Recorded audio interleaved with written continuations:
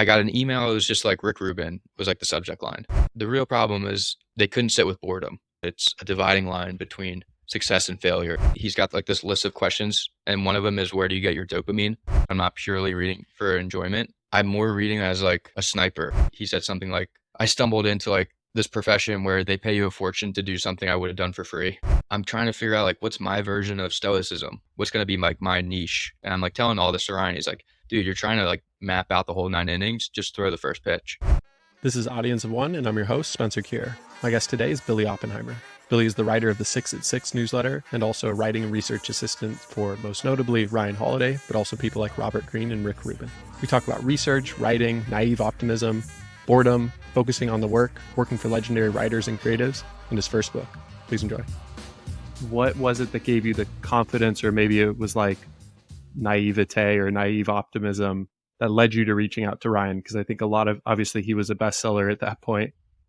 Millions of people knew about him, but I don't know how many people actually reached out to him and tried to do something like you did. What do you think was different about your mentality in wanting to reach out to him?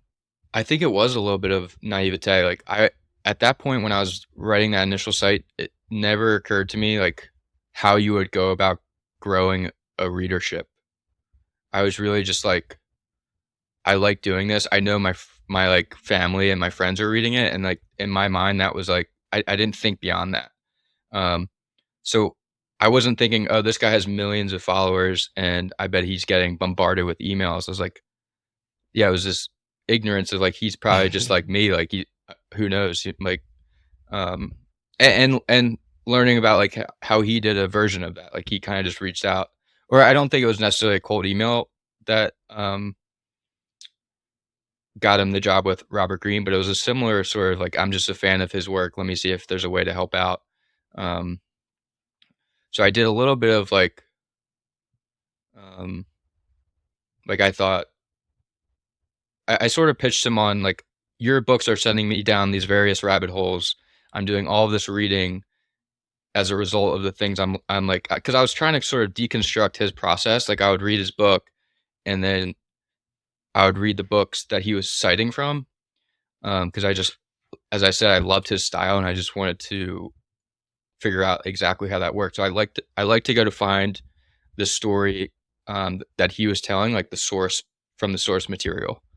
And I was sort of explaining this to him in that email of like, I'm doing all this reading. Maybe there would be a way for you to like channel this energy into like a way that would be helpful for your future projects. Right.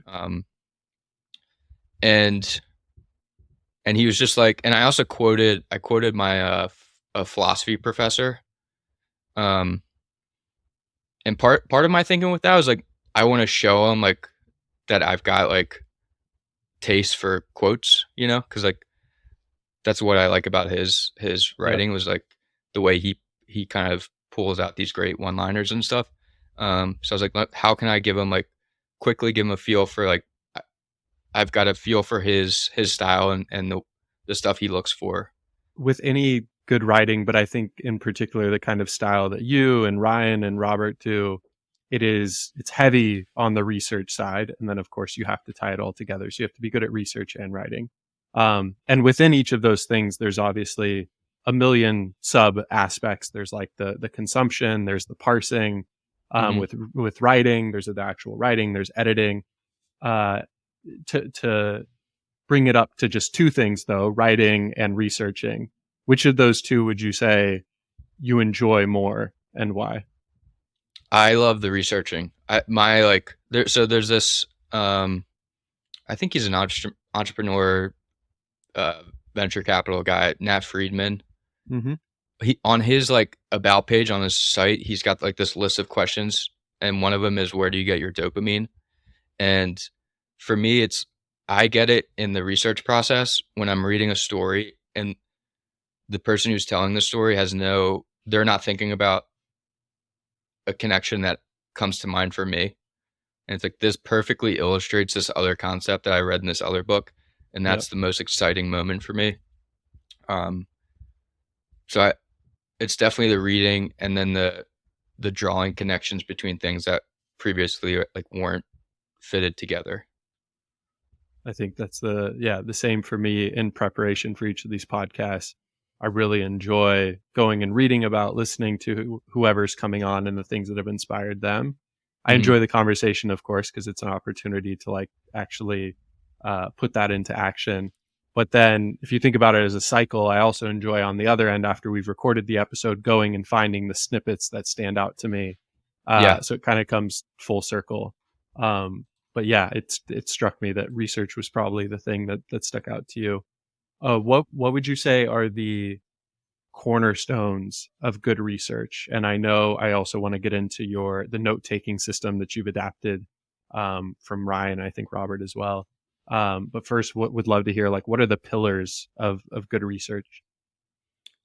I think just reading widely, trying to read things that not everyone's reading. I feel like I read a lot of biographies that um, aren't necessarily the books that people are like. If you see a thread on Twitter, for instance, and it's like 10 books you have to read in 2024 or whatever. Like I'm not really reading those kinds of books. I'm trying to find stuff um, that wouldn't otherwise maybe come on someone's radar. So I feel like finding things that people otherwise wouldn't come across. Um, Is popularity a con for you? Like, is that a reason not to go and pursue that source? no, I also do read a lot of those books because I like to have a sense of like why things are doing well. Hmm. Um, so I do read all of like the Atomic Habits, Psychology of Money. Like I love reading those books as well, and I really like those writers as well. Um, but then combining that with things that are less talked about. Um, Yeah, barbell strategy of sorts. yeah, yeah, definitely. I'm trying to think of like some other pillars of good research. And we don't have to make them up if other ones don't come to mind. But the curation question was one I had for you. Like, how do you determine the sources that you're understanding that unique or differentiated thought comes from differentiated inputs? How do you go about kind of curating those sources and then figuring out which ones to continue with? Like, because Hmm. there's a lot of noise out there. You start to read it, you get 10 pages in, and you're like, this isn't the resource Yeah, I thought it was going to be. I don't know. I'm pretty quick to stop reading something. Um, I am definitely looking for that. There's just this feeling like when you get roped into a good book. So I'm just constantly on the hunt for like that experience. And if it doesn't happen within like the first 10 or 15 pages, I'm not um, hesitant to just move on to the next thing. Um, the other thing that one of the things I've learned from Ryan is like he one of the things I do often for him is he'll come across a story in one book, um, and then he'll ask me to find if this story's told anywhere else, Mm, um, and sort of triangulating wherever you can find either the person themselves or like other biographies, um, because often if you read a story in one book, say it's a biography, that biographer might have left out a quote or a detail or some context that is included elsewhere that you will want to use in the way you tell it. Um, and I've got a pretty good feeling for when somebody's telling a story. Like this is definitely you can tell that it's a story they've told before, and I want to go try to find it everywhere to see if they've used different verbiage or phrasing mm, in different tellings that like will actually fit better in the way I want to use it. Um, so hooking onto a story, but not like stopping there, going deeper and finding where else it's told. So if you see like in a lot of the stuff I do on Twitter, and I'll do like the first tweet, and then in the second tweet, I list like the sources I use, and almost always there's four or five places that I'm linking to. Like I learned about this story first in this book, but then I also quoted from this interview, this other book, um, and that's something I don't think I would have stumbled into it if not for like Ryan showing me like that's how he does it. And I think that's a And you also can stumble into other cool stuff in like the search for the thing Right. you're looking for. Like there's this quote from Shelby Foote, this historian. He's like, the number of things I found when I wasn't looking for them. Um, and that's often an experience that happens is like I'm going to track down this one story, and in the pursuit of that, I'm also stumbling on these other things that I'm holding for like that I'll use elsewhere.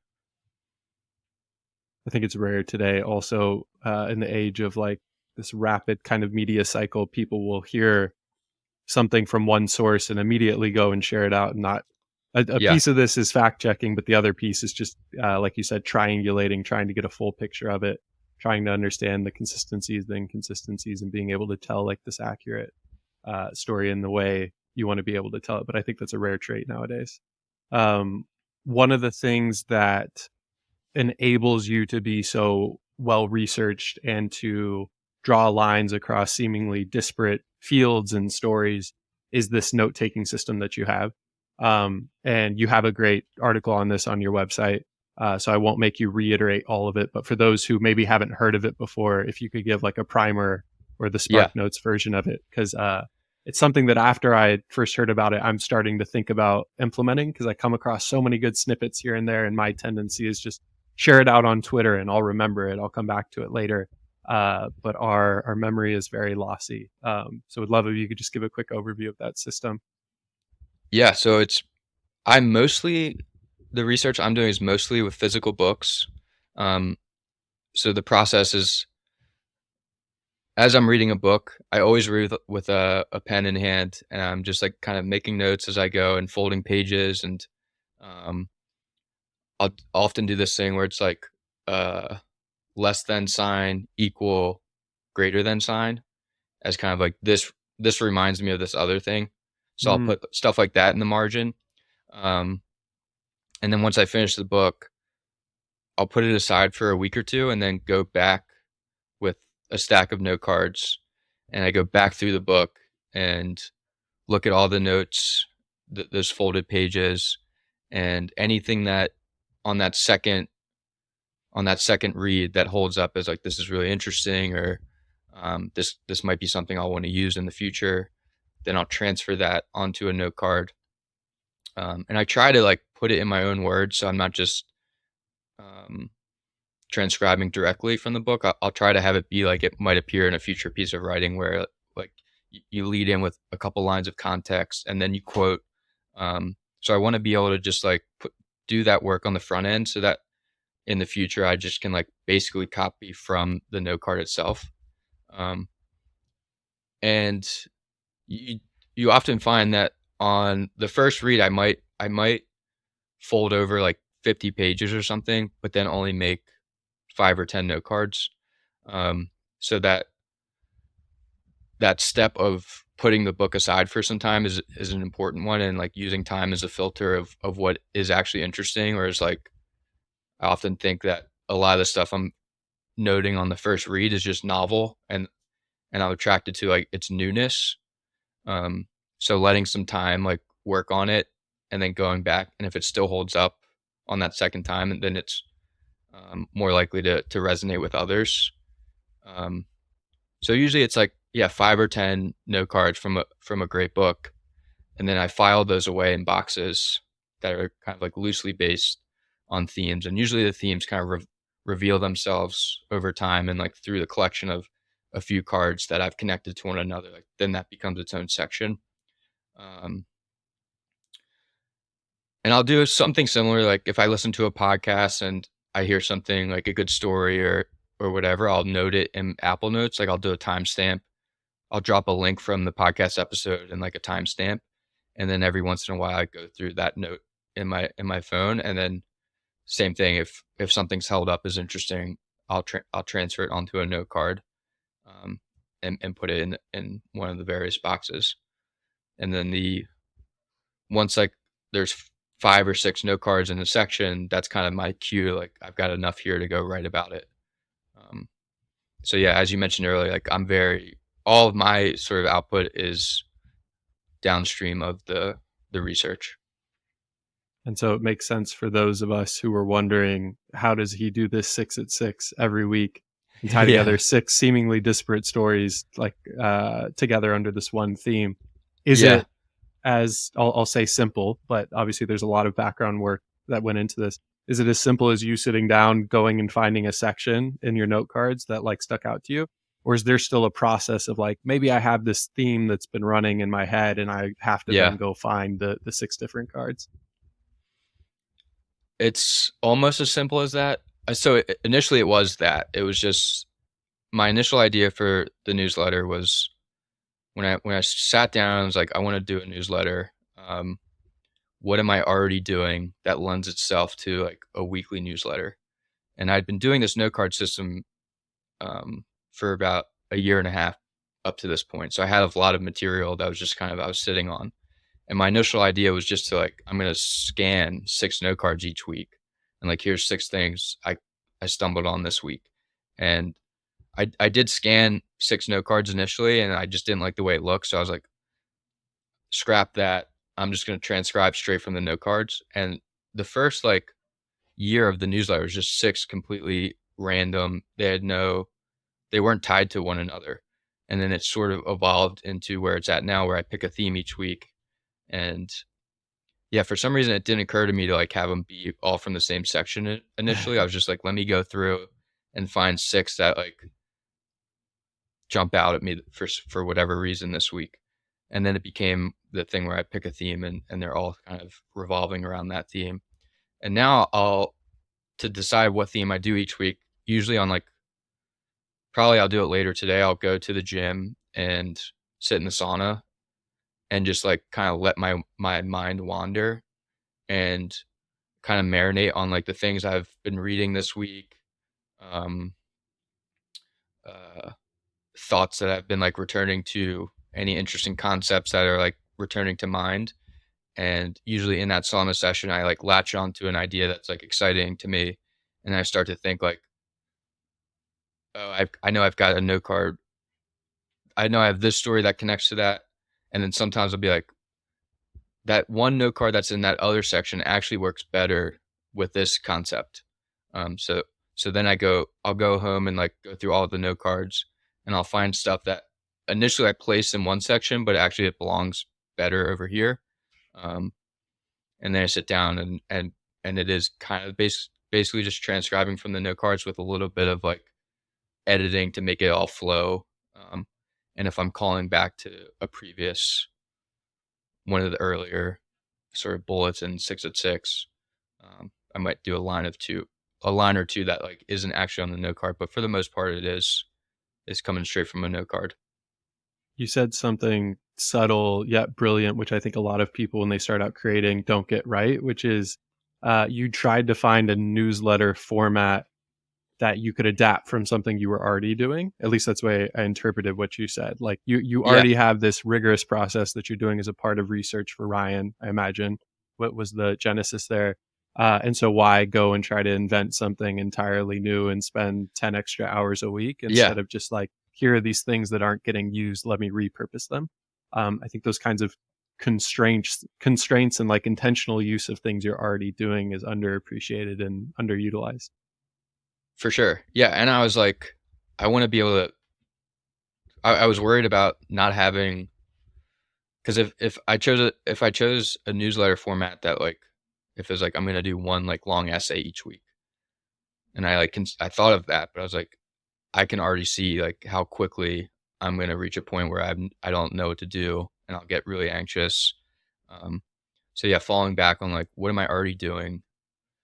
Um, I'm glad I like thought of that, and then it did become um, one of the things that Ryan, when I was thinking about, like he was the one that sort of encouraged me to start putting my own work out there, and I was like, yeah, I've been like thinking about it, but I'm trying to figure out like what's my version of stoicism, like what's gonna be like my niche. So I've been like keeping this Google Doc and I'm writing stuff and I'm trying to look for patterns and I'm like telling all this to Ryan. He's like, dude, you're trying to like map out the whole 9 innings. Just throw the first pitch. Yeah. Like you'll find it through the process of doing it. And that was like I think about that all the time. And I wouldn't have. It really was a stumbling into of the format that I now do for the newsletter. And I love I love writing that newsletter each week. And I'm happy to where it's gotten to.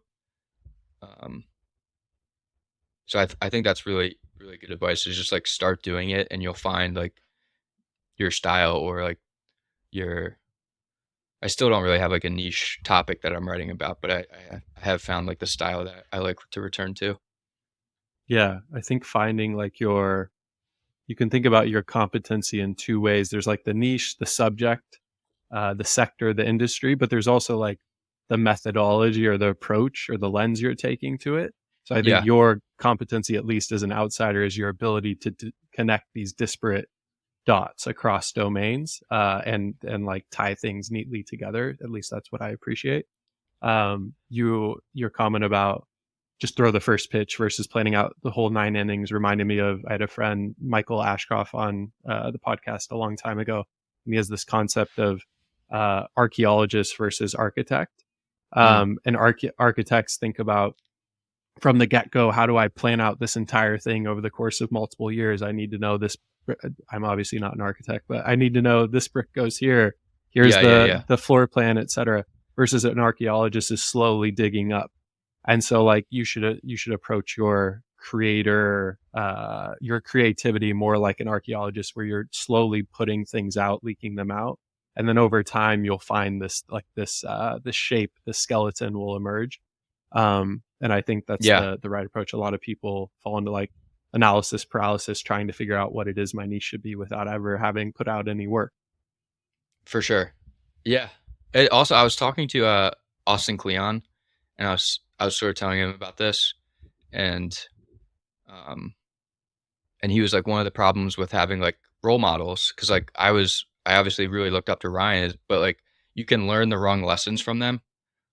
Like I learned from Ryan, Mm, I took the wrong lesson from Ryan, which was like he has his niche, I need to find mine. But like I missed the fact that like he took 12 years to stumble into like that niche, you right. know. Um, so Yeah, I you thought missed that the was whole like, journey. yeah, like you have to kind of go back and see like how he got there. Like he didn't start out. If you go to like his early blog, like he's writing a lot about a lot of different things, and then similarly, like through just doing it, he kind of was the archaeologist in that metaphor of like um, he got to that place, but yeah, it didn't. He didn't start out with like I'm going to be the stoicism guy. Right. Yeah, there's a bit of especially when you're in an understudy or like apprenticeship position, in trying to learn from them, but also remixing with, or like injecting your own sense and taste and personality into it as well. And it's hard to, uh, if you haven't had enough reps, figure out like where do I draw that line, or what's the right mix or Yeah, allocation here. But it comes over time, and it sounds like you're inching closer to that if you haven't already found it. Um, one one thing I thought about is reading about your as I was reading about your note taking system, was that um, you could interpret that approach to consumption as like very kind of mean or end oriented. Like you're just trying to read this material so you can find that one excerpt that I can put away in my my note stack. yeah. Does this approach, if you, I guess first, are you able to straddle those lines where you're reading for the enjoyment of reading, but then also finding those things to pull out? Or does it ever take away the enjoyment, just always looking for that next snippet? It probably does. Like I have to admit that I'm not purely reading for enjoyment. I'm more reading as like a sniper or something. Like Yeah. I'm really going and looking for stuff. But like that isn't enjoyable for me. Like I love, like I said, like the dopamine hit for me is like when I find something. And I think I actually enjoy reading more now than I ever have, because I have uh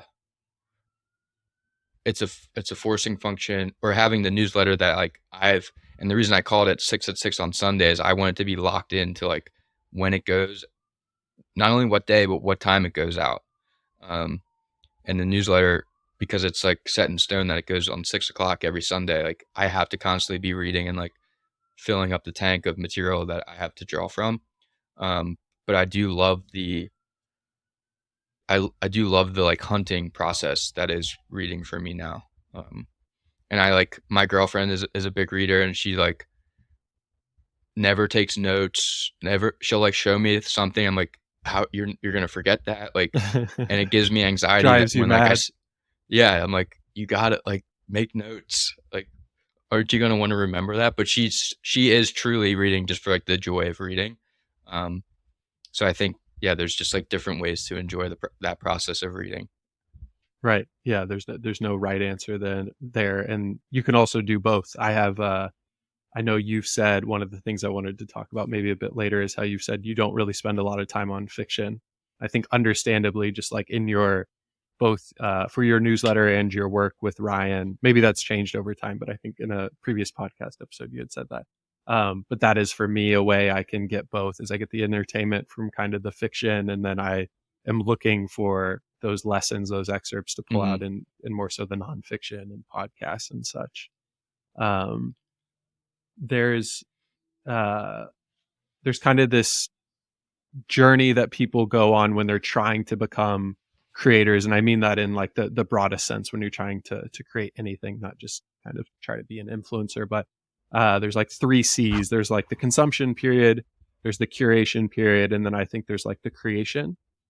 And I Mm, think more and more I'm seeing curation and creation as kind of blended. They aren't as black and white as some people might see, but I think there is a clear step for some folks on the journey to creation where you're just curating, you're just pulling out excerpts. Do you feel like uh, you have started to kind of cross that chasm into what I'll call, it's not really pure creation, but it comes more from a, I guess, quote unquote, original place than it is hmm. just finding these things and plugging them in? Or is that a place you don't even really feel like compelled to get to? Maybe that's more of something that like Yeah, a fiction author does or a director does if they're working with fresh material. yeah. I don't. I so when I think of like curation, I think of like here's 10 links that I here's 10 things that I read that like I think people will like, but like they don't really tell you. So like the newsletter, my style is kind of curated, but like ideally you don't have to go read the source material to get something out of it. Like if I just curate a bunch of links, I still have to go do the work to like Right. get some to get the experience that the person who's collecting those links seemingly had to like compile them. It's like I had a great experience reading these. Now you go read them. I want it to be like I read all these things. Here's like my favorite parts from them. Here's a link to it if you want to go further, but like this is the best story I found in this book. Um, and then the process of like the weaving the weaving things together that weren't put together before like feels uh creative to me and like um yeah, I don't know. I feel like that's those are two different. Yeah, and I'm saying this to poke the bear a bit, to be honest, because I the reason I enjoy your work, the reason I brought you on is because I think you do exactly what you said. You're a Yeah, step up from pure curation. You're yeah, providing your own opinion or lens, and the weaving of these ideas together is the creation. It is the remixing. yeah, but But I just get what you're saying because it's like I'm not like there's really nothing I've written about that's like not borrowed from someone else. and uh you could maybe say that for everyone ever. yeah, Has yeah, it's true. Ryan written Yeah, anything genuinely new? yeah, I don't know. He said it in a different way. yeah, but yeah, that putting those things together in a way that like it's like no one else could have thought to put these things together because like no one else Right. has like read all of these things in the order in which that I did. So like, um, and it's one of the things I like to do with like some of the stuff on Twitter is to like break down how things get made, and it's usually a version of that. It's usually like I noticed this thing over here and this thing over here, and those two things where I've curated them, but in the blending together made this new thing that like only I saw how they went Yep. together. Um, and I like read like Morgan Housel is one of my favorite writers, and I have no interest in Same. finance or investing, but I love the way he tells stories and makes those connections that's like no one else could have thought to put those things together. So he's also another big influence on me. Um, so I was also thinking of like not only what am I currently doing that lends itself to good content, but like or to consistent content, but um, what is it that I like? What's a pattern in the things that I love, and like a pattern one thread between Ryan, Robert Greene, and Morgan Housel is that like storytelling to illustrate things that weren't previously put together. Yeah. Um, so that really was like the second piece of like that clicked in for me of why I did the newsletter in the style that I did. Because that's just what I like to read. Yeah, it comes through. You're definitely doing it. I would group you with them as well. Morgan's in kind of my Mount Rushmore as well. Yeah, Um, yeah, he's so good. so good. One of the other things I thought about as I've been reading your newsletter now for a year or so, um, is it's one thing to pull out these snippets that you really enjoy for the sake of sharing them out with other people. How intentional are you about trying to like internalize and apply those concepts to your own life? Because every week you're thinking about here's the central theme, but here's 6 different stories, and these are Yeah, things. Should I be trying to apply this week? yeah, Uh, yeah. how thoughtful are you about that? Um, I wouldn't say I'm like necessarily like, okay, today I'm gonna go apply the theme from December 12th. But I do think it's like I was reading this profile of Greta Gerwig, the director, the writer director, Yeah, um, you had a and she great was little piece on her recently that I love.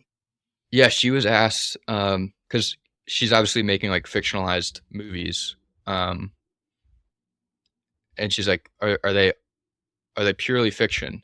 And she was like, no, they're like ostensibly memoirs, like Mm, they're made up in the literal sense, but they all like nothing happened, but it all rhymes with what happened.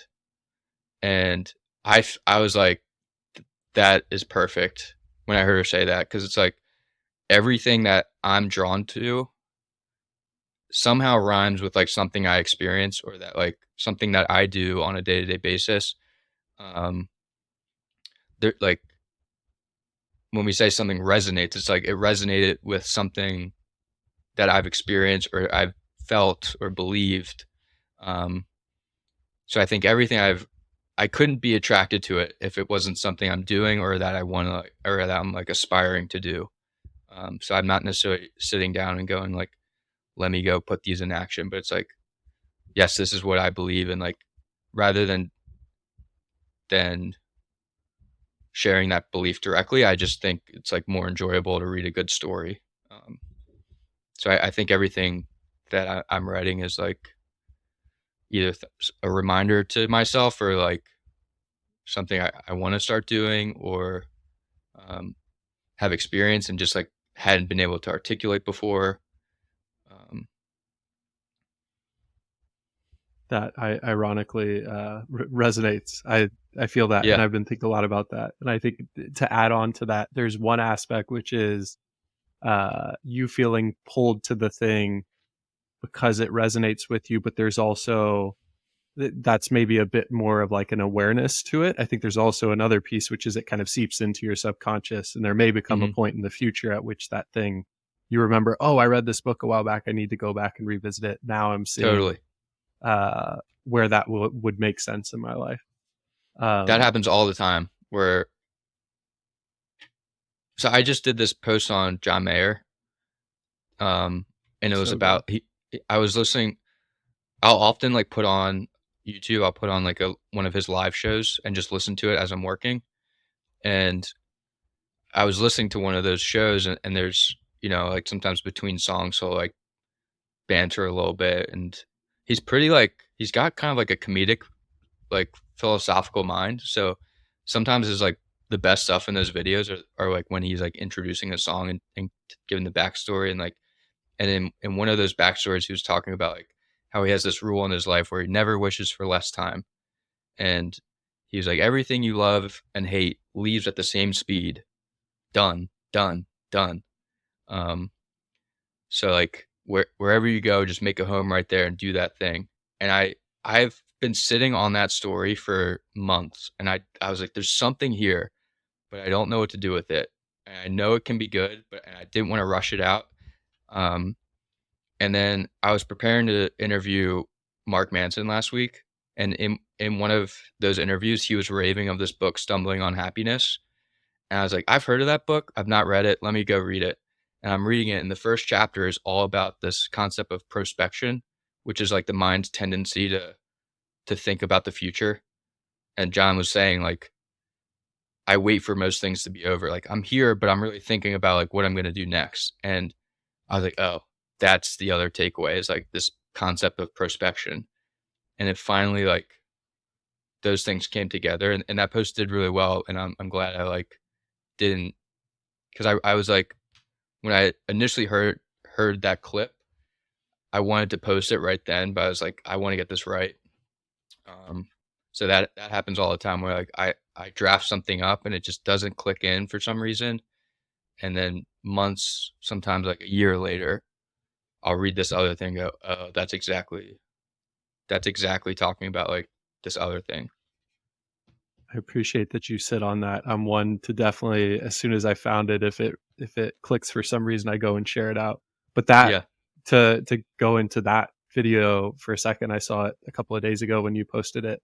This is a topic I've been thinking about a lot over the course of the last year, is how much time we spend either regretting or reliving the past, or fantasizing or fearing about the future, and just sacrificing the present all the yeah, time. And the moments we might be a little bit uh, more present, we're thinking about how do we take the present and get to like this arrival in the future, like how do we get to this state of resolution where we've achieved something, that we've yeah, gotten there. And yeah, just perpetually sacrificing the present. And it's one thing to like say that and know that you're aware of it, and another to actually live it. It's just a constant reminder. But the way in which John said it really resonated. yeah, yeah. And um it also is like kind of one of my theories of things that do well on Twitter is combining a known and an unknown. So the reason I was drawn to like his explanation of like waiting for things to be over, and I think why a lot of people resonate with that post is like that's a very familiar experience of like I'm here, but I'm thinking about like what am I gonna do for lunch later today, or like I'm working on this thing I need to do, but like how nice is it gonna be when it's over and I can just like sit on the couch tonight. Um, So there's that like known of like this is a familiar experience, and then the unknown was like this concept of perspection of like the psychological reason like we do this, and combining those things. If I look at like a lot of the things that do well, there's often that aspect of like a familiar and an unfamiliar thing, and bringing those together is like um, I think when those things click in, it's like exciting for a reader. Yeah, I think there's another element to the known and the unknown that, uh, as you said, it brought to the surface for me, is you could have gone and pulled. I mean, how many people have gone and pulled something from like Eckhart Tolle about like be here now? It's like the Yeah, same. It's the same idea, but for some reason, when you go and pull it from a different source, a different domain that people see in a different light, but tell yeah, this generally the same idea, um, I'm more likely to go and read what you put out than I am to go and read that excerpt that I've seen 50 times from somebody else. I just associate yeah. with Eckhart Tolle. Um, but this known unknown concept is I know I kind of hijacked or repurposed it a bit, but I love your explanation of it. Um, maybe the final question around 6 at 6.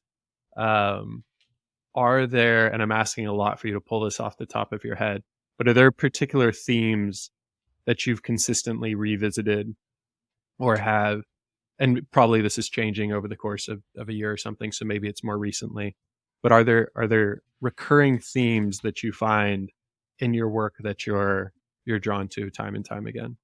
And I know it's very open ended, but Yeah, I'm trying to think. Um, I'm definitely drawn to like just how the creative process, uh, how like creative things get made, and like deconstructing that. It seems to be a common theme in various like concepts that I explore in the newsletter. Um, Mindset stuff. Like I did one recently on like uh, this performance psychologist Jim Lore, Dr. Jim Lore, I think is how you say mm-hmm. his last name. But he has this line about like the power broker in your life is the voice no one hears, like that voice in your head. And he worked with athletes for like a decade, and he would have them wear a microphone and articulate the way they spoke to themselves in competition. And he was like the impact that had was like a revelation for him. Like he didn't um, he had never heard it like put that way before, of like this power broker, like this the way we speak to ourselves is very powerful.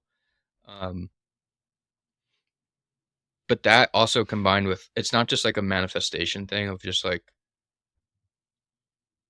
lying to yourself or being like delusional.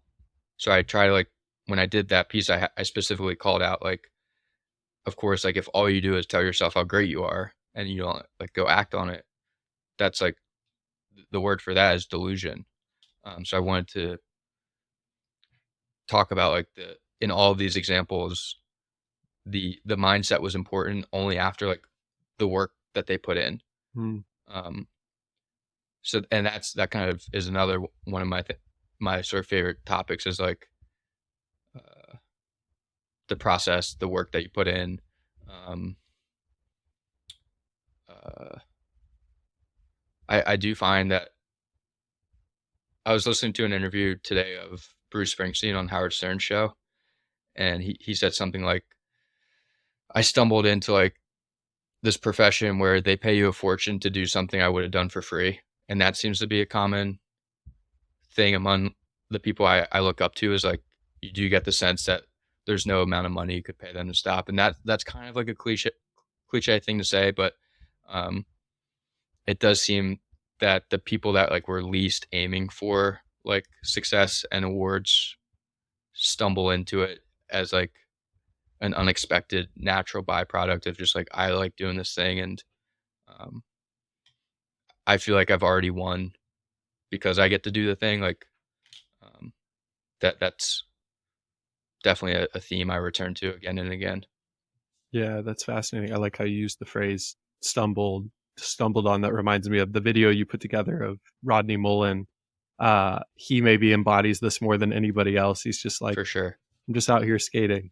Like Yeah. that's it. Anything, and in fact he tries to reject like the external validation and praise. He's like, it's purely about the skating, which I think is hard for a lot of people to retain over time. You start to kind of defer to or look to the audience for that validation, but keeping Yeah, it like within the craft and letting that be enough. for sure. But it's a weird tension because I also like, um, especially as like a writer, like you do want your things to land with other people, like you don't That's the only just, way you become noticed. yeah, but you also, it's like, it's fun to know that this thing that interested me also resonates with other people. And you do like if everything I was posting like flopped routinely, I would probably step back and be like, what's not working here?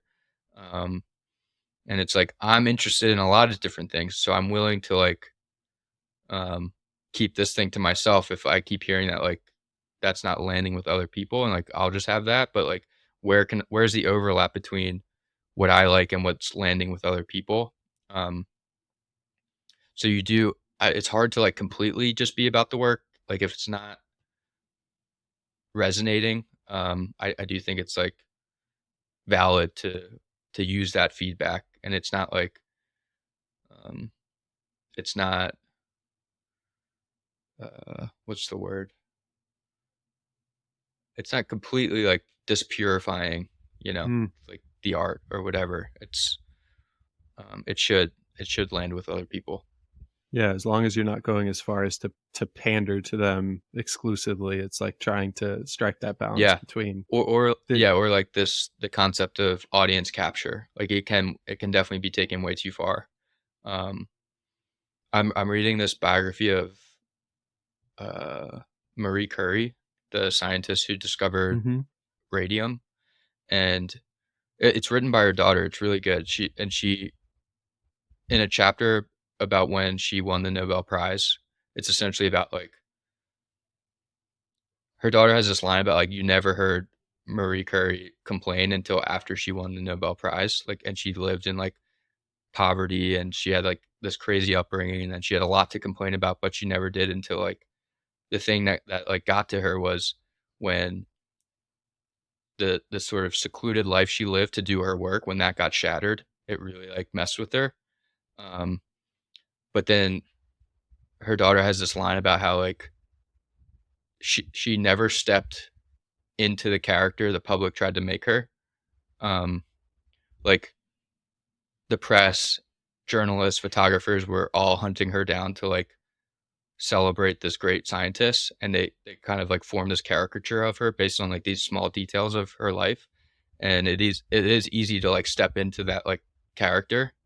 Um, and I just love that line of like Madame Curie never stepped into the character the public tried to like put her into. Um, and you do see when that happens, when the person steps into the character that's like working on YouTube or whatever, and it's like it goes to this crazy extreme where they're totally captured by the audience. How do you, if you have any inclination, I mean, you're starting to get to that point where you're, maybe you'd still consider yourself kind of niche famous, but you've got, an audience of six figures. Um, if and when you publish a book, which I want to ask you about in a little bit as well, that'll bring some more kind of attention. Um, yeah, I'm curious how you protect against that, and I'll throw in as an aside. Uh, there's this awesome bit. Uh, I don't know if it's actually been verified, but I heard this once that Marcus Aurelius had somebody by. Actually, you would know better than I would. Marcus Aurelius had some guy by his side that he exclusively hired for the purpose of telling him you're just a man. Whenever Yeah. anybody would give him praise, Hmm. might just be a tale or a myth, but like the idea of kind of grounding yourself and bringing yourself back down and remembering like this is about something else. This is about the work. But yeah, curious how you protect against that.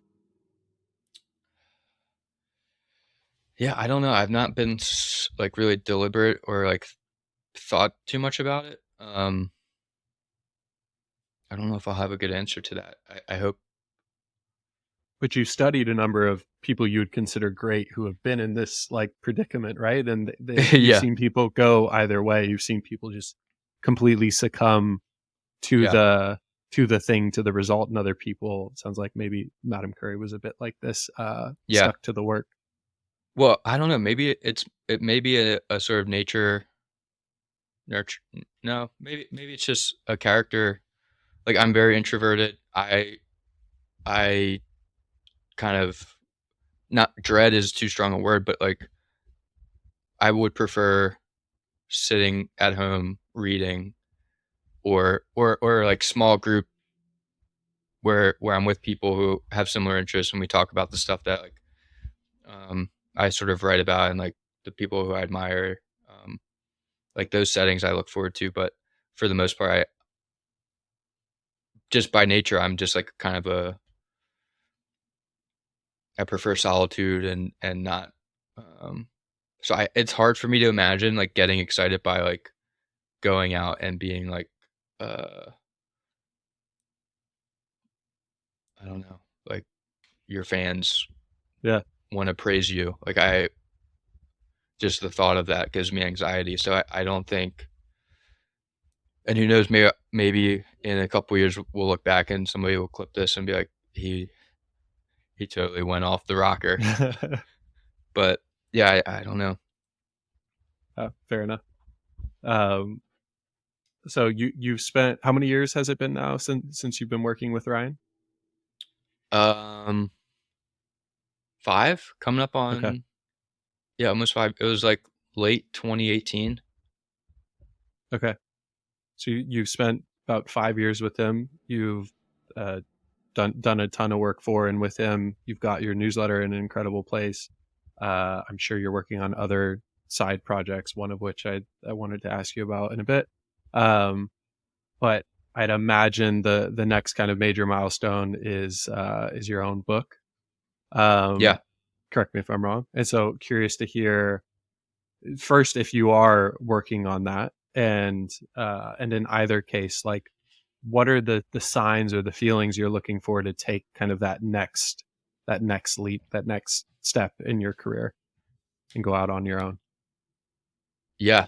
Well, yeah, definitely, um, as of 2 weeks ago, 3 weeks ago, I did sell my first book. Um, Congratulations, that's incredible.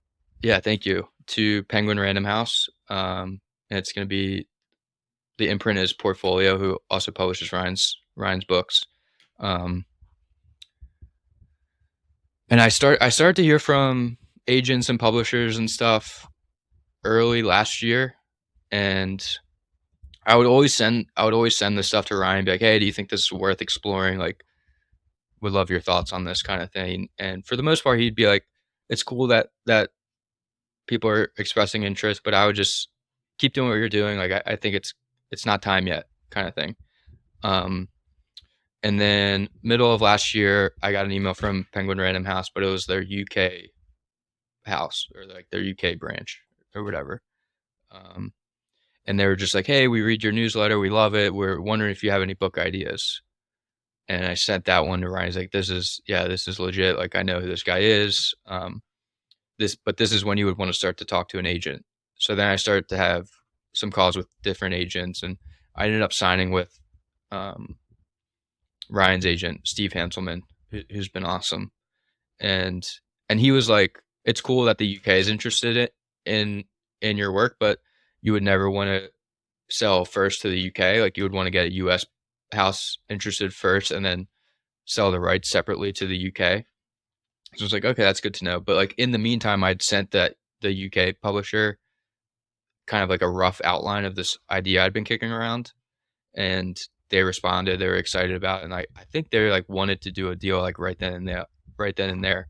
And Steve, the agent, was like, "No, like let's put a fuller proposal together and then like take it around." And so that's what I started to do. And then he called me like a couple of days later. It's like, "Hey, did you send that document to Adrian?" And Adrian's the president of Portfolio. Um, uh, and I was like, "No, I didn't send it to him." And he's like, "Well, he somehow got it, and he likes the idea. He wants to do it." But we still went like a traditional proposal route. So I spent like 3 or 4 months fleshing out this proposal. It was like taking that sort of 4-page document into like a 60-pager that's more fleshing out the idea, and sort of a marketing plan and all this kind of stuff. And then we did end up going with Penguin Random House. But so yeah, I'm chugging away on that as we speak. Well, not as we speak, but it's in progress for sure. That's incredible. Yeah, congrats again. It was just a matter of time. Is there is there something in particular that made you feel like it was the right time? Was it Ryan kind of signing off on this outreach being a legitimate thing, or was there something you were feeling personally like, okay, I'm ready to do this, or maybe a combination of? Yeah, I think it was a combination of like really trusting in like his his thinking on it. Like, if he would have said it's cool that Penguin Random House reached out, but I still don't think you're ready, I would have listened to that. So it was definitely a combination of like trusting in like what he thought, and then also just being excited about this idea. And like it has been something I've been hooked into, and like um subtly, like a lot of the stuff I've been writing has been like with an eye towards this concept, and like testing it. Um and I do yeah, it's just something I was like, this is an idea I think has enough there for a full book, and it's something that I've got material already, but I'd be excited to go like really deep into like the research on this and um because a book is like, and I've gotten to see the process with Ryan stuff, and then we've done some like ghostwriting projects together. Um, and it's really like a 2 year like commitment. So if you're not really jazzed about the idea, it's gonna be you're better to wait till you do get something that hooks into you. And this was an idea I just been like I kept returning to. Um, and when the publisher themselves were excited about it, then I was like, okay, cool. It's sort of validated by people in the industry who know what they're talking about, and then I'm excited about it. Ryan's supportive. So it's kind of all of those things.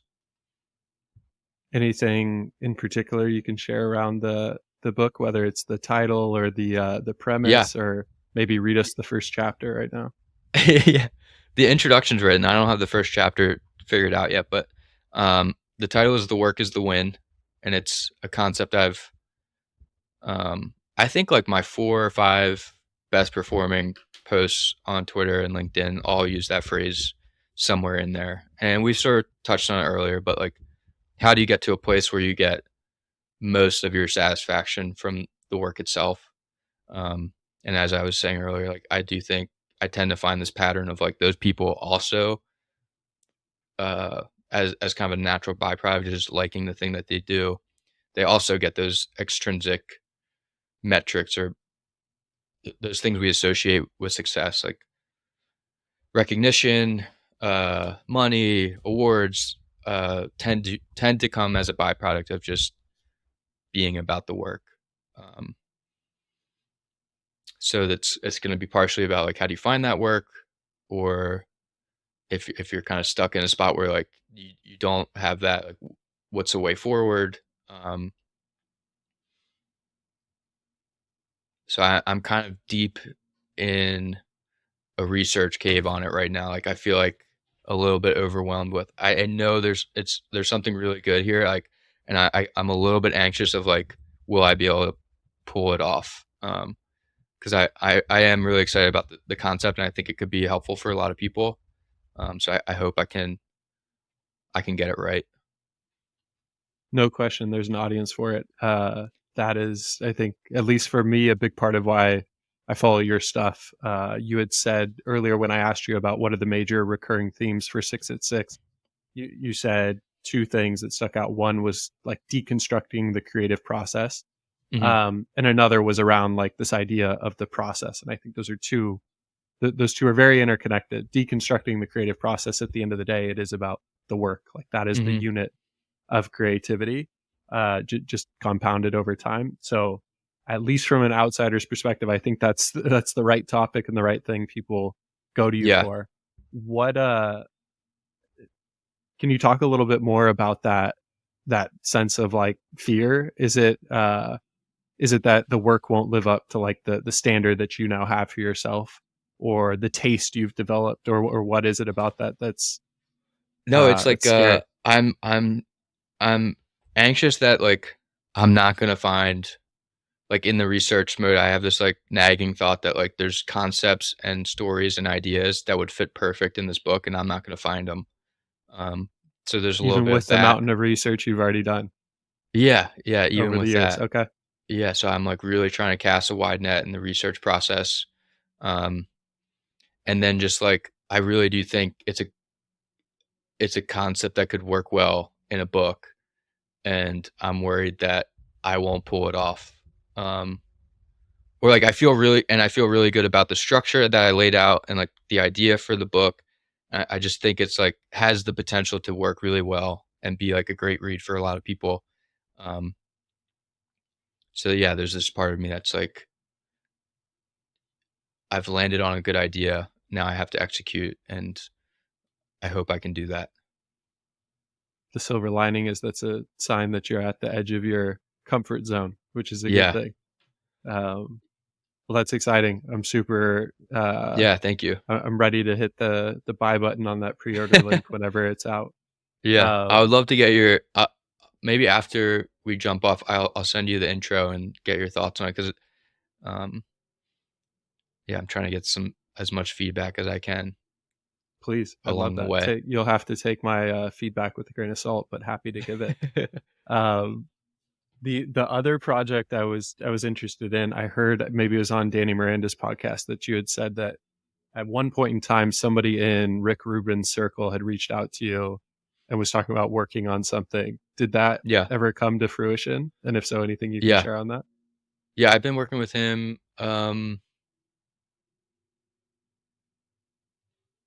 a little over a year, I guess.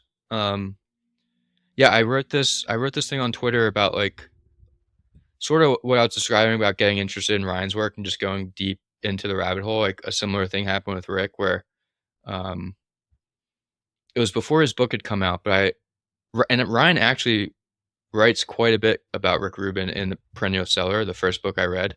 I think that's where I first learned about him, and then I read that there's this like short little biography called In the Studio with Rick Rubin, and I somehow read that, and then just like anything, any interview I could find online, any podcast he had done up to that point, I was just like obsessed.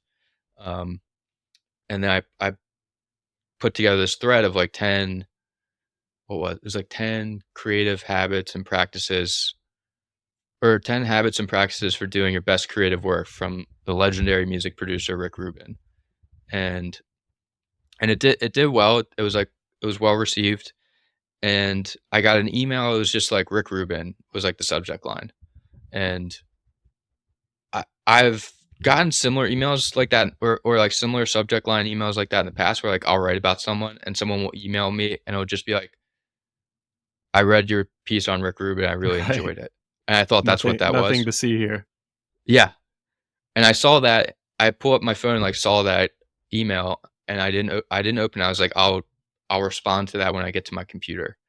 And I get to my computer later that day and I open it. It's like, hey, this is so and so from, I work closely with Rick. He saw your tweet. He really liked it. He wanted to know if you had some time to talk about some things he's thinking about. So I had a call with him later that day, and he gets on the Zoom call. He's like, first thing he asked was like, tell me how you came to work for Ryan Holiday. And then he like takes a step back, and I told him this whole story of like I was traveling, I started writing, and someone recommended one of his books, and I read it, and just that sort of whole story. And then he comes back up and he's like, you mentioned you were traveling. Like, where'd you go and why were you going there? And then he stepped back, and I tell him this whole story. I was like, I played lacrosse in college, and I went to Australia to coach and play there, and then just kind of got the travel bug and went to Colorado and skied, and then learned that a lot of the Colorado ski instructors like go to the southern hemisphere for their winter. So then I was going to New Zealand and chasing winter year round, um, and then in that process I started writing, um, and tell him the whole thing. And he comes back up and he's like, you mentioned you started writing. What were you writing about? And like, why did you start writing? Told him about that. And then he comes back up. He's like, I don't know what I was expecting, but this was not what I was expecting. Um, and then he started telling me about like what he, part of it was like his podcast, Tetragrammaton, which is now like off and running. But it was at that point, he was like just kind of kicking around the idea and wanting some help on like the research of guests and preparing for those episodes. And then, um, so I help him with that kind of stuff and like writing the copy for, he does these really cool ads on Tetragrammaton where um, he has like kind of an AI bot like read it, and it like one of them's like read by like Orson Welles' voice.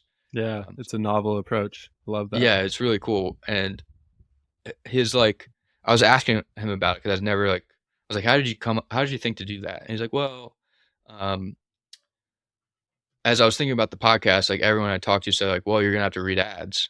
And he's like, I don't want to read ads. And he just didn't, it didn't feel like he didn't feel comfortable reading, like doing the sort of what most podcasts do of just like these ad reads. So he's like, what would be a way to do it that like I would feel good about and like would be like creative in itself. And he just landed on this concept, and he's like, it's become my favorite part of the podcast. And I've like, if you look at you know how on like YouTube, if you like scan over the bar of like the watch time, you can see like where people are replaying. It's what a lot of people are replaying those ads. It's really Wow. interesting to see. But that was a cool lesson in like what's the way that it's currently done, and like I don't really feel good about that. How can I make it? How can I still like do this thing, but do it in a way that feels good to me? Um, and then with Tetragrammaton, he does have this like um, he's wanting to not just be like a podcast, but kind of some other things on branched out on that under the umbrella of Tetragrammaton. So I'm working with him on that kind of stuff as well. Um, and then he's been kicking. He hasn't landed exactly on the next book, but I do think like he's kicking around like wanting to do another one at some point. Um, so it's Yeah. very similar to like the early when I was starting out with Ryan, where like Ryan would just randomly send, "Hey, could you like track this down?" Um, it's very similar to that, where like the podcast stuff is pretty steady, but um, and then randomly he'll be like, "Hey, could you research this for me and like put together something?" Like for instance, he's really into the I Ching, um, which is like an old, I think it's like thousands of years old. It's like one of the original Chinese texts, um, and there's various English translations, and in each of the translations, the chapter headings are slightly different, and I think it's 64 hexagrams is how that book is broken up, and each hexagram has like a name, and in all the different U.S. translations, that name is slightly different from translation to translation. And he called me and was like, "Hey, could you go through all the translations and just like put those side by side?" And he was like, "I just want to like spend some time with it and see what comes up." So I like I got like all the different translations and then like put this like big table together so you could see them side by side. But it's just like random stuff like that and it's cool because it's stuff that like I otherwise wouldn't think to go like look into. Um, and he has very vast and um, interesting taste in like what he's consuming. So I'm kind of as a just in the vicinity of that, picking up a lot of stuff that I otherwise wouldn't think to go read or look into. So it's been really cool. What an incredible opportunity. And again, kind of fortuitous timing where it took off like right before he did Tetragrammaton and his book, which I mean, I have to imagine, at least in our circle, that book might be the most shared book of the year. Yeah, Like it's I've heard so many people talking about it. And so for you to kind of take that trajectory, that slope with him, is pretty incredible. And I think there was a few more. There was a number of things that were bouncing out around in my head as you said that. Um, one of them was the bit on Orson Welles. So the earlier in this episode, you had talked about naive optimism, and you may have actually shared this, but there's a clip of Orson Welles in an interview talking about how he became the director he was because he didn't grow up in the industry, and oh I'll have to share it with you if you haven't seen it. It's right yeah, I up your haven't seen alley. it. Um, but yeah, how because he was an outsider from the industry, he didn't have all like this institutional knowledge and kind of developed habits, and he was starting from scratch from first principles. So it was an interesting That's a connection very there. Rick. Yeah, I think Rick would really connect with that because I feel like I've heard him talk about that with the music industry where he was just like a fan and wanting to like he didn't have the industry baggage. So he was like innovating in that industry. Not he wasn't like, hey, let me go innovate in the music industry. He's like, let me just make the things I want to make. And like as it happens, those things were innovative, but it is a similar thing like where he just didn't know any better. Right. And that actually that dovetails into the other thing I was going to say, which is there's a lot of like intertwined or intersecting ideas here. I'm Yeah. I'm scanning through sometimes at night Robert Greene's I think it's interviews with masters. It's not the book itself, it's like the actual raw Yeah. transcripts.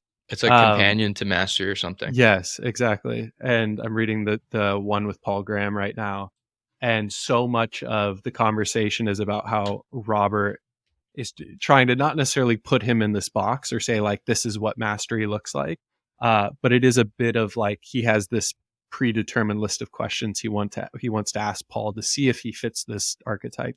And Yes. time again, Paul is like, no, I don't, like, that's not me. That's not me. And he's like, literally, all I did was I just wanted to avoid all the bullshit I didn't want to do. He's like, that's how I got to where I am. He's like, I wanted to do this thing. I didn't want to do this thing. And now I'm here. Hmm. And that reminds me so much of like, from what I can tell, I started listening to Rick's book, but haven't read it all the way through. Like how he's gotten where he is. He's just like, I am who I am. I can add value in this way. And I'm going to avoid the stuff I don't want to do, like the podcast advertising. Yeah. Yeah. The I am who I am thing is like, it was because I had listened to so much and like read so much about Rick. The first, and I have since like spent time with him in person, and it was surreal to be like in a conversation with him face to face. But it didn't feel. It felt like It felt a little bit deja vu because it was like this is exactly how he is on a podcast, and it was like, Mm, and as I've sort of thought and reflected on it, what I've like kind of landed on is he just is so comfortable and at peace and accepting of like the person who he is that it doesn't occur to him to turn on like different versions in different settings. It's just like always this one Rick Rubin. Um, and Robert Greene is very similar in that way, like almost childlike.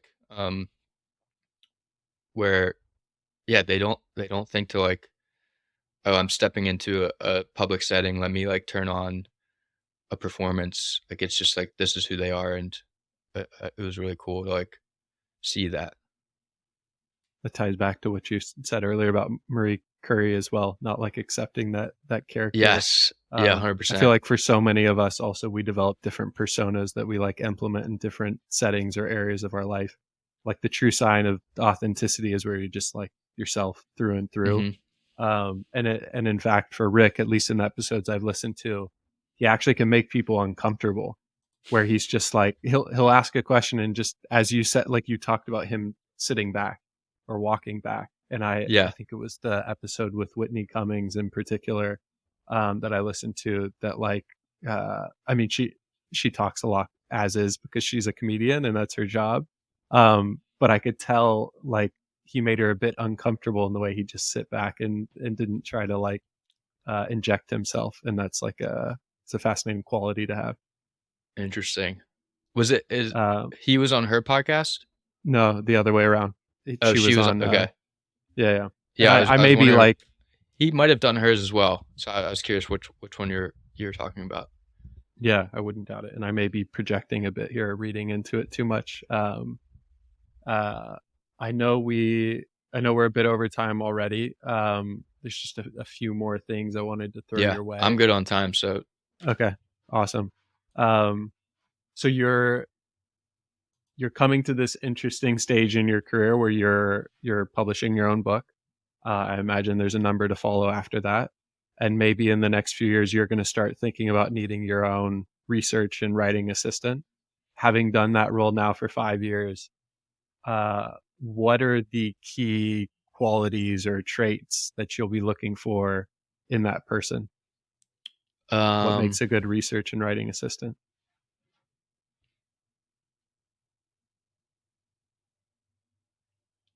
I think this is actually something I asked him a similar question because he's talked about this, but he's struggled to find a research assistant since Ryan, and I think he's pretty much Wow. given up on it. And he's had dozens of research assistants over the years, and so I asked him like what didn't how did it not work out? And he sort of thought about it for a second, and he started to say that like some of them couldn't grasp the spirit of his material. Some of them just didn't have a good eye for like story. He was like, I look for kind of drama in the stories that I resonate with, and they just didn't have a handle on that. And then he kind of like stopped and thought some more. And he's like, but like the real problem is they couldn't sit with boredom. And he said it's a dividing line between success and failure is the ability to sit with boredom. And he's like, the writer's life is very boring, and um, the things I'm asking those people to do are very boring. And if you can't sit with that boredom, it's not gonna work out. And that's partially true, but also for Robert, the it isn't boring to sit down with a biography. Like he gets excited by that, and same with Ryan. Like they get excited by what appears to be boring to a lot of people is actually very enjoyable for them. And I don't know how you would assess this in a person, but if there were a way to like quickly find out like can they do this tedious work and get some enjoyment out of it, then they'd probably be a good fit. Um, and maybe one way, like what I've thought about is the first thing I would maybe do is, um, if I were looking for a research assistant, I would think like, because I get emails not all the time, but somewhat consistently of people just being, "Hey, I read this thing. It reminded me of this other thing you wrote about. I thought you would like it." And that's basically like the job of a research assistant. Um, is finding like interesting stories that resonate with the things that person writes about. And I do this all the time Right. still with like I send Morgan stuff from time to time of like, "Hey, I read this story that like reminded me of your chapter in Psychology of Money." And it's a way to like I think they appreciate it, but it's also just a way to like continue to hone the craft of like looking for good stuff and to like test it. Like, does this person think this is good? Because it's been one of the like valuable things about working with Ryan is like through the process of sending him stuff that he rejects is how I've honed like my eye for what's good and what isn't. Um, so I would first think like I would, and I can right now think of people who have sent me stuff like two or three times, be like that I would maybe reach out to them and be like, "Hey, I'm setting out on this project. Do you have any bandwidth to like go hunt some stuff for me?"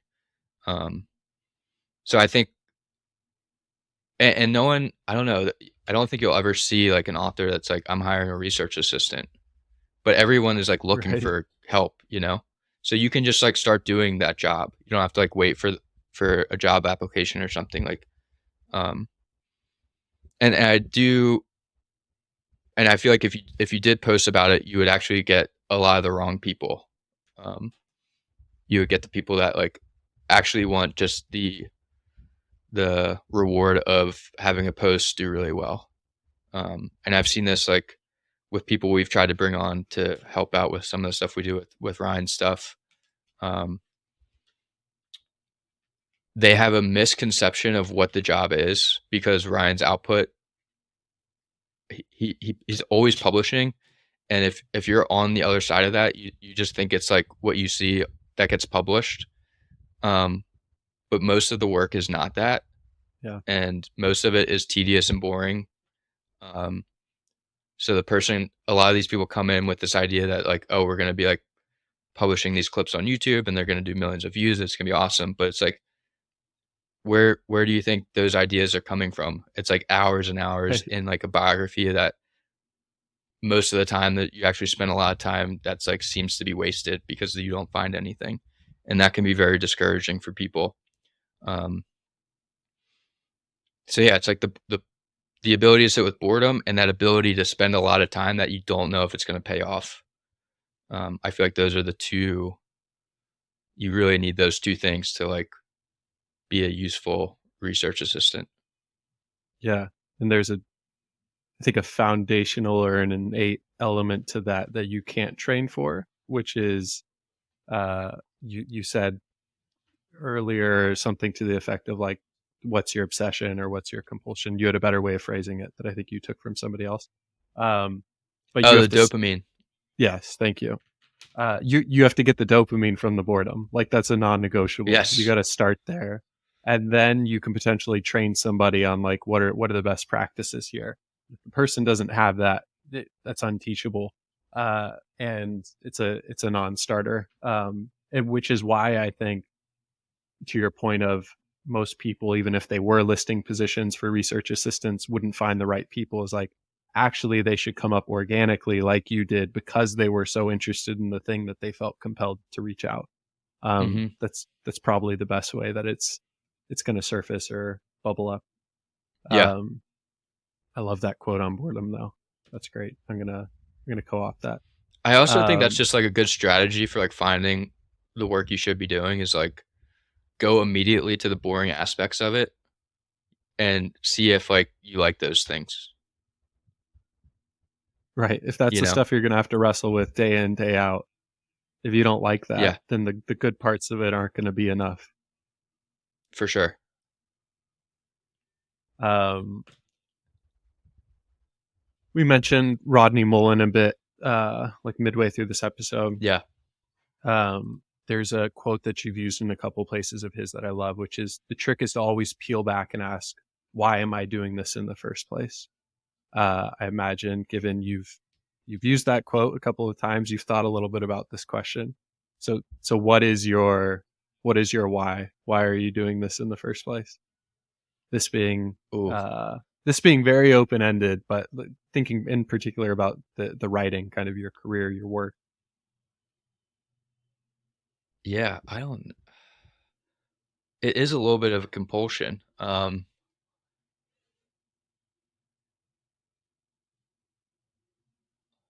Yeah, I don't know. It's a good question, and it is something I should have a better answer for because I do love that line from Rodney. Um, No, I think it's interesting you and say it may just be a compulsion because that is enough. Like there you anything on top of that would be a post rationalization. It's like I don't know, I just feel like I got to do it. Like I feel called to do the yeah, thing. And either people could say I don't know the answer and it's because I'm just following the script that everybody else has been telling me my whole life and I need to do this thing. Or the other end of the spectrum is like no, I feel compelled to do it, like I got to do it, yeah. but I don't know It was why. definitely not the former for me. Like for the last 4 or 5 years, most of the people in my life thought like, "What are you doing?" You know. Um, it's an easier like the "What do you do?" conversation is easier to have if people are aware of Ryan's work. Um, but for the most part, it was always like, "What are you doing?" Like, uh, but yeah, even through that, I never was like second guessed it. I was like, yeah, it does feel like a little bit of a compulsion to do it. And I don't know, for some reason, I just like the act of researching and hunting for stuff and drawing those connections. Um, it does. When I was like younger, I would. Um, I have two older brothers, and like if we would ever, uh, if they'd ever sort of like pick on me or we'd get in a fight or whatever, I would like kind of retreat to my room and like stew on it, and I would think like, oh, I should have said this. I could have like annihilated them with this. And I often think about that because it's similar to like what I do now of just like stewing on material and like what is the best way to express this. Um, so I think I'm naturally drawn to it um, for some reason. I don't know. Yeah. And you get to express those things in a more like manicured, edited, refined way than you Yes. would in like the heat of the moment, just blurting it out. Yeah. Yes. And in a way Fascinating. that's hopefully like useful for like me just going back and like putting down my brothers is not useful for anyone. but Right. but Fascinating. it does feel like a similar like let's go sit on this and like what is the best way to express it. Yeah. That's something I really like doing. Very cool. Well, in closing, I ask everyone the same final question, which is to turn it back around on you. Hopefully, I didn't prime you for this too much with the last question, but what's one question you would leave me and listeners with, whether to think about or act on?